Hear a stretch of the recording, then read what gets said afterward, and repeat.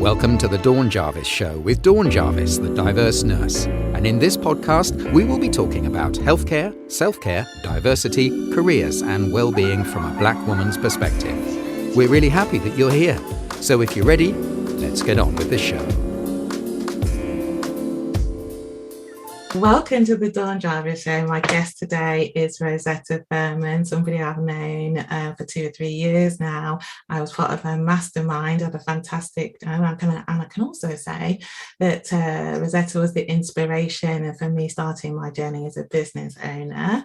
Welcome, Rosetta. How are you today? I'm good. Thank you for having me. I was just saying before we got on that I was in the midst of a transition. So we're in the midst of moving and, this whole time of year, going into the fall is all about transition and I'm feeling the fall vibes for sure in life and business and everything else. So I'm excited to do this interview today and share with your audience. Thank you for having me. You're very welcome.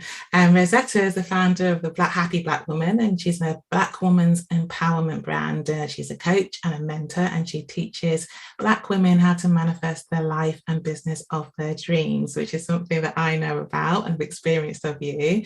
So Rosetta, tell us a little bit about that, how you came to have this fantastic brand, what was your journey?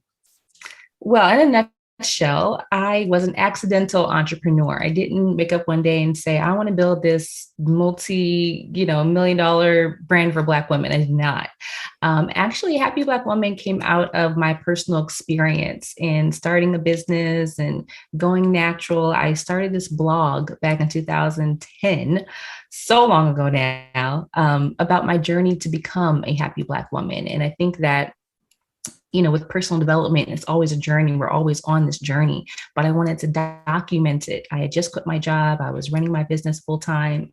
I was in the thick of it. I was making a lot of life changes. And so originally my blog was called The Diary of a Happy Black Woman. And so I was really documenting all the different things. I was dating in Washington, D.C.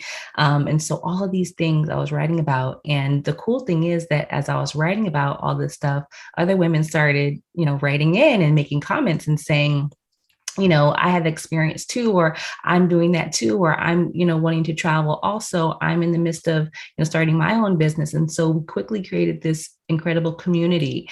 And, over time, people start asking me to do workshops and to give them advice about things. And then I was like, I kind of like doing this Happy Black Woman thing more than my business, because I had a nonprofit consulting business at the time. And so it just goes to show that sometimes your passion project, the thing you do on the side of the thing that pays the bills, can actually end up being your main thing. And Absolutely. So, a few years later, I said, Happy Black Woman is going to be my business. I want to focus on personal development and entrepreneurship training for Black women. And the rest is history. When did you realize that so that I do some work as a consultant and I want to also major on the sort of personal development side, because that's what I call my passion project. When did you realize that was the sort of personal development and that sort of like Happy Black Woman vibe was actually your main business and you were going to switch to doing that in the main? Was there a sort of moment? Yeah. A lot of people think that before you make the decision, and you actually don't know. I didn't know what Happy Black Woman was going to be. I said, I'm going to make it. So really was a decision. I made the decision to shut down my consulting business and go 100% with Happy Black Woman full time. I didn't know anything. I mean, I just knew what I wanted to do. And I think that that's all we ever know. You don't know anything. If the last year has taught any of us anything, it's that what we thought we knew, we didn't know. Too true. The people who are supposed to know, they don't even know what's going on, So it's like, you just need to do what you want to do and trust that it's going to work out no matter what. And that's what I did. And so Happy Black Woman, I think I always tell people is that it became successful because I decided it was going to be. Yeah, absolutely. And I think the joy of it and it's really obvious that you enjoy it. And I think that's for me, even with the consulting and giving it my sort of like corporate job, it's what I was meant to do, and I really, really enjoy it. So I think the joy of it, and I think the best thing about it is that you are actually making money doing the thing that you would do for free in some ways. So sure. So it's a bit of a journey, isn't it? But I think it's a bit of a leap. And you talked about leaving your full-time job and starting your consulting business, and you've had to have that leap of faith. And where do you get the resilience, I guess, to sort of like go with the courage of your convictions? Because I think I know a lot of people who would love to be doing what you're doing. I was a person who would have loved, and I'm loving doing what you role modeled. So where do you get your resilience, your faith? Knowing what you're doing is the right thing to do. Well, I know that, from being in, the Six-Figure Queen mastermind and making the leap yourself, that there's all these feelings that come up when you make a decision that is maybe unconventional, or what other people might not do, or maybe what is, unknown, right? There's all these fears that comes up. There's all these doubts. There's all these, what if it doesn't work? And I honestly think that the biggest tool, the biggest thing that we can have in our toolbox as Black women, as entrepreneurs, is faith. Without faith, you're going to go crazy, because there is no outside force that's going to say, Dawn, this is going to work for you. Go for it. And a lot of times we're looking for that external validation, that external force, that external, permission to say that now is the time, but there really isn't. And so for me, it's always been about my faith. I am a spiritual person. I don't consider myself to be religious, but I'm very spiritual, and I have a personal connection, relationship with God. And for me, my faith allows me to make moves forward without a debilitating fear. The fear is there, the nervousness is there, it never goes away, but without the debilitating or, something that paralyzes me to say, well, I'm not going to do it because I don't know what's going to happen. I move forward and say, I'm going to do it because I know no matter what happens, God's got me. Everything is going to be okay. I've always been okay. And if I'm not okay, I figure out how to be okay. There's nothing that we could ever do that's going to break us, right? There's nothing that could ever happen that we can't get out of, right? And so a lot of times we act like, making these decisions to follow our dreams and to follow the path we know is meant for us. We act like, they're life or death decisions when they're actually not. A life or death decision is a life or death decision. This is not, making the decision to quit your job is not life or death. If it doesn't work out, you get another one. Jobs are a dime a dozen. Everybody's hiring now. I mean, come on, right? Too true. So it's really about having that faith. What does your faith do? Like, how do you navigate your faith when you don't know? Because faith is not really faith until you can make a decision not knowing what's on the other side. That's the definition of faith. Absolutely. Right? So I feel like that's what keeps me going. That's fantastic and good to know. And I think it is just a feeling, and to be confident in yourself. And I think a lot of the things that you teach and you coach around are around confidence and mindset, and to be the woman that you want to be, to live the life of your dreams, as you say. And what do you think goes into sort of like getting that mindset? I know you teach a lot about mindset, and it's the big thing. And it's a mindset not only about following your dreams, but it's a mindset about money and limiting beliefs. And I know you talk about the lizard brain, sort of that sort of nagging doubt in your head. So how do you? I mean, I do know because I've been working with you, but for the benefit of our listeners, how do you get yourself into that mindset where sort of everything is possible? Right. Well, you as well as anyone else knows that everything starts in our minds, right? Everything starts in here. And so when I think about my journey to becoming a happy Black woman, and I'm still on that journey until the day I die, right? It's always a becoming more and more of who I'm meant to be. But when you think about where the journey begins, people think the journey begins when the step is taken, or the journey it begins when you get to where you're going, and then you can live your life. But that's not true. It's all wrong. People have got it all wrong. The journey begins in your head. And so one of my favorite personal development books is Napoleon Hill's Think and Grow Rich. It's a classic, I have it. It was written way before any of us were born. So Think and Grow Rich, right? So one of the chapters, I think it's chapter 6, he talks about desire. And he talks about desire being the starting point of all achievement. And when you think about where desire lives in your head and your heart. So if everything starts from desire, it doesn't start with, what happens out there. It starts with what's going on in here, what's going on inside of you. And so when we think about, why people don't do what they want to do, and it's like, oh, I don't have the willpower. I don't have you don't have the right mindset. So what's going on in your mind? So what I love to do is get into the mindset of my vision, get into the mindset, get into the energy of what it is that I want, get connected to my dream. So many of us are disconnected from it. So what happens is a thought comes in. I would love to start my business and quit my job. I would love to travel the world. I would love to, take my family on a dream vacation. I would love to do all these different things. I would love to transform, my body and lose 20 pounds and, fit this, sexy bikini. I would love to do these things. And so that's the thought that happens. But instead of the thought turning into action immediately, more thoughts come in, and more thoughts are like, well, you're crazy. Where are you going to get that kind of money? Nobody in your family has that. Who do you think you are? Do you really think that that's going to work? All these doubting thoughts start coming in. And that's what we're fighting against, is really the mindset of it. And so for me, what's most useful is when I get into that mindset, instead of saying, oh, do you really think that's going to happen? Before the inner critic can even take hold, I really engage with the dream. I engage with the goal. So when I have a goal, I start writing about the goal. I start journaling about the dream. What a lot of people do, and I think that this is so detrimental to our mindset. What a lot of people do is they write about their fears. They write about, all the things that tick them off and all of that in their journal. So their journal is filled with nothing but negativity, and they open it over and over again every day. Letting that negative energy come into your space every day. But what I prefer to do is when I get a dream, when I get a goal, I like to write about it as if it's already happening. Yeah. And so some people call this scripting. I just call it manifestation journaling. Absolutely.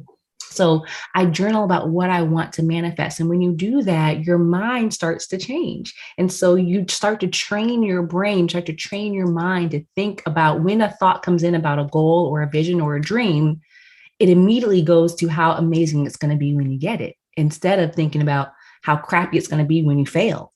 Right. And so I'm just trained to do that. So I can get excited immediately. I go to 0 to 100 real quick, because there's nothing that's taking me out of it. There's nothing that's like, you can't do it. Like, my mind is already trained to go forward and be like, okay, so how can we do this? Because I know it's going to work. If I do it, it's going to work. It's just a matter of time.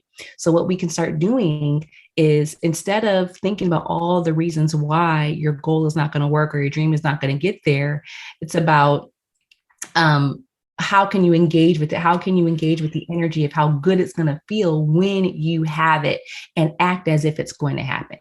Love that, because I think it's such a positive way to go. And some of my consulting work, I've done things like appreciative inquiry, where you actually go, where's the best practice? Where do they do this really well?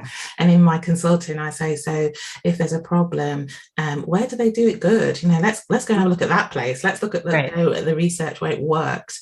And that's sort of like that. That's what you're saying. So if the best thing that was happening, what would be happening? How would you feel? I love the fact that you say it's about the feeling, because that means that everything is good, because you're sort of like working towards your goals. So I really, really love this.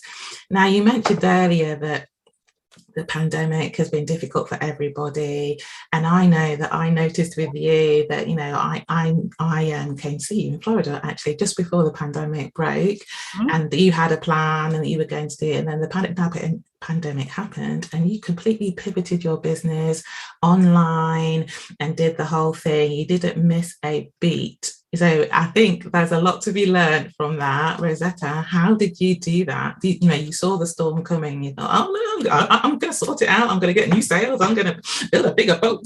I don't know how you did it, but you did it, and I watched you do it. So any guidance for our listeners and our viewers around how to cope with terrible uncertainty.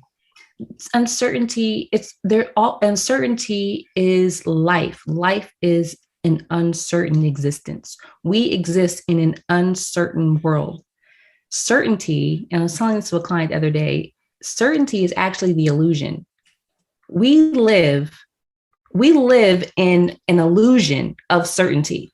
And we learned last year just how uncertain it was. But we've lived in this illusion of institutions are going to be there and things are going to work how they're supposed to work. And they didn't. We live in this illusion of, our relationships are going to be there. And then ask any woman who got hit with divorce papers unexpectedly, like, did you see that coming? It's like, there's so many things that we think are certain, people, jobs, they lost jobs. But I thought this was a secure job. Nothing is secure. Nothing is certain. And so when you live in the truth of that nothing is certain, anything can happen at any time, it really doesn't take a lot to pivot. So I had my grieving moment, just like everyone else, is like, dang, I can't, travel. I can't do the events I had planned for my business. What's going on with my clients, right? Because, other people are trying to figure out what's going on with their job and with their business and with all of this. And, so I went through that, panic stage, just like everyone else, and just trying to figure out what's going on.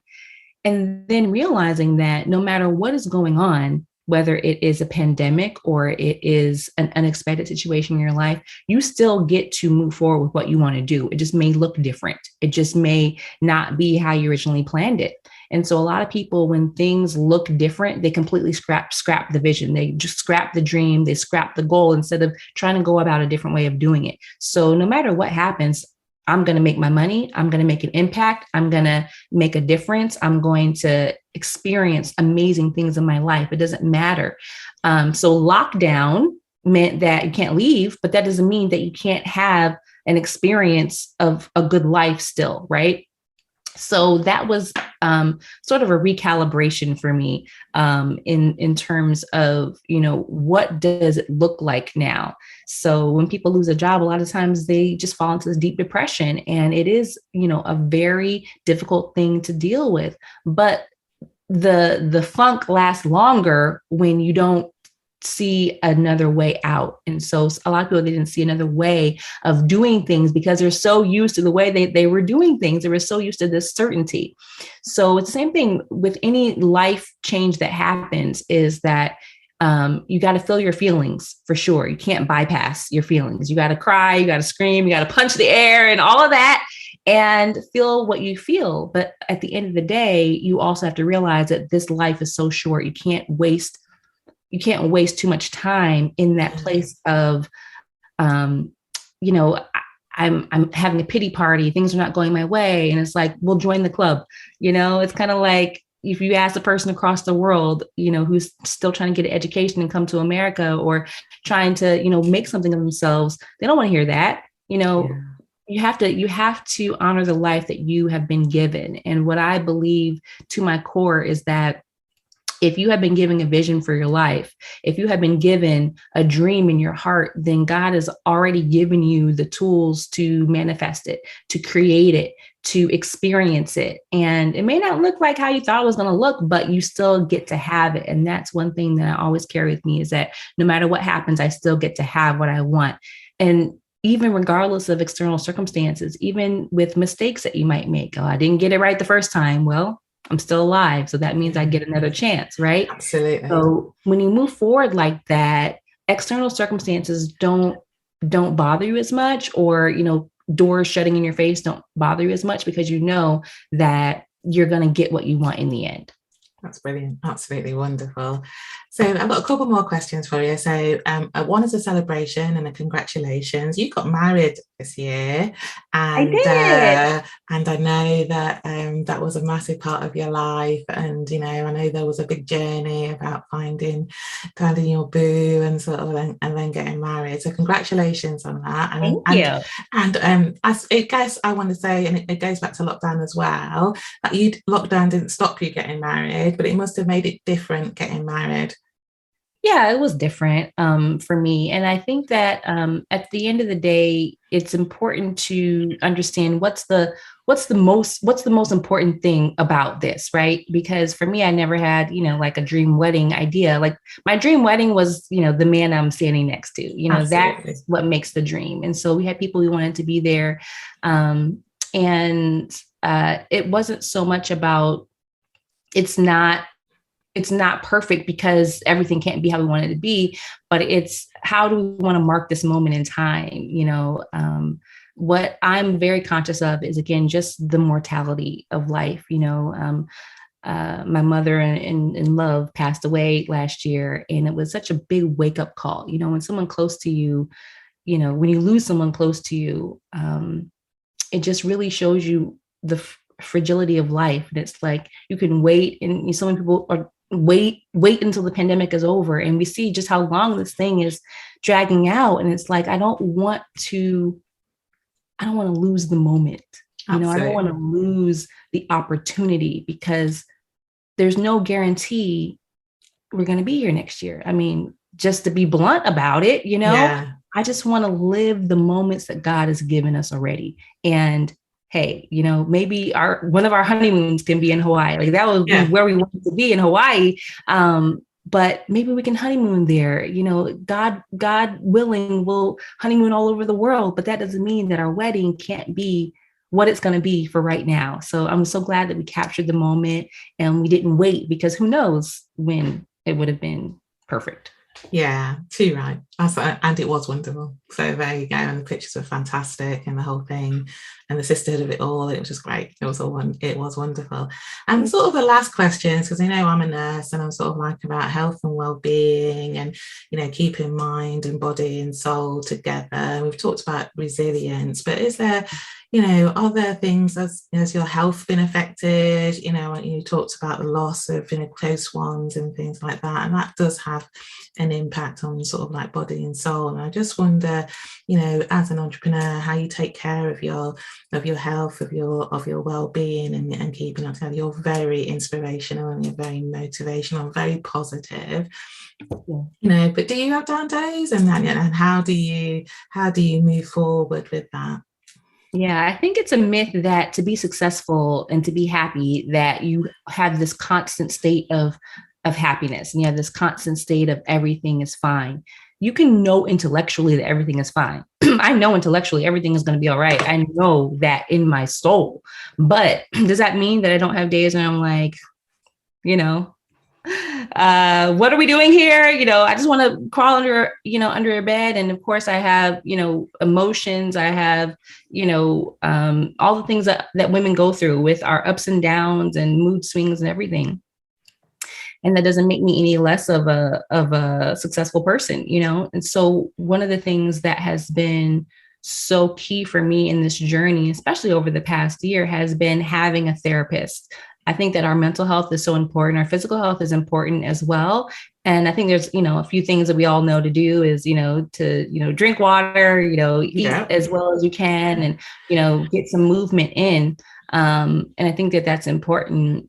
It definitely, increases my mood when I can, take a walk outside. I mean, that was one of my saving graces during lockdown, when we couldn't do anything. We couldn't go anywhere. I mean, my daily walk around the waterfront where we were living at that time, it was my saving grace. It was a thing that cleared my head. It was a thing that reminded me that everything is going to be okay. Because for me, it's about seeing God's creation. Like when I see trees, I see the sky. When I see the water, these are all things that God created, and God also created me. So there is no limits to what can happen here. There's no limits to what I can do. But at the same time, we're not robots, right? So having a therapist, just over this past year has been really helpful, especially with people being able to do video sessions and doing the telehealth stuff. And my husband, he's, in therapy with me as well, because even though, we live in this uncertain world, our brains want everything to be certain. We want to know why. We want to know why did, our mother in love have to pass away? Yeah. why is this pandemic happening? Why are all these things that we wanted to happen not happening? You know, when is it going to end? Like all of those things are outside of our control. So one only thing we can do is to manage our mind and have some ways to cope and to get into a better space and to feel better. And so for me, it's all just been about feeling better. How can you feel better in this moment? How can I feel better in my relationship? How can we remember that we're all human and we live in this uncertain world? And, you know, getting help with that, you know, I think is very, very important, because especially as Black women, I think that people just expect us to be strong without a manual for how to be strong. We're not born with how to be a strong Black woman. People just assume that we're strong because we deal with things. We deal with things because otherwise we will die. We will die under the weight of everything that's going on. So I think that it's an act of power and an act of self-love to get the support that you need, whether it's a therapist, it's a coach. I prefer all of the above: a therapist, a coach, a mentor, a mastermind, girlfriends, people who they don't expect nothing of you, but girl, let me order you a drink. Let's watch Netflix. Let's take our bras off and put our pajamas on and just be who we are. All of that is necessary for us to be happy Black women and for us to be productive members of society, for us to be there for other people by first being there for ourselves. All of that is important. So without my therapist, girl, I don't know where I would be right now. I love that. I love that. I love that. You know, I love that. All the self-care, the therapy, you know, the coaching, the mastermind, all of the above. Love that. And to take care of ourselves. How do you help, and how can you help people who've listened to you today, want to get in touch with you, want to get a bit of your magic? How can people get in touch with you? Well, I'm very easy to find. So I'm all over social media. So you can find me on my website at happyblackwoman.com. That is where you can get on my email list and you can, you know, find out about all of the upcoming programs. I'm on Instagram. You can follow me at Rosetta Thurman on Instagram, and you can just DM me if you have questions about anything from the show. If you want to find out what's upcoming, I have events going on throughout the year. I have programs and courses going on throughout the year. The best way is to connect with me, get on the email list, join the Facebook group, and you can find all of that on happyblackwoman.com or on Instagram at Rosetta Thurman. Rosetta, it's been an absolute pleasure, an absolute joy to hear you. It's great to see you again. You're doing fine work. I'm a graduate of that work and still following your journey, still getting the emails and still looking at happyblackwoman.com. So I'm an advocate and I give that testimonial for you. It's been an absolute pleasure to have you on the show. Thank you so much. Have a wonderful evening and I'll see you soon. Thank you. Talk to you soon. Bye-bye. Thank you for listening to The Dawn Jarvis Show. If you enjoyed this episode, there are two things you can do. Number one, leave Dawn a rating and a review on Apple Podcasts. It would mean so much to her if you took a moment out of your time to post your thoughts on the show. It will help Dawn reach so many more people and help them with their well-being. Number two, subscribe to Dawn's email list, The Diverse Nurse Digest, using the link in the show notes. Until the next time, thank you and goodbye.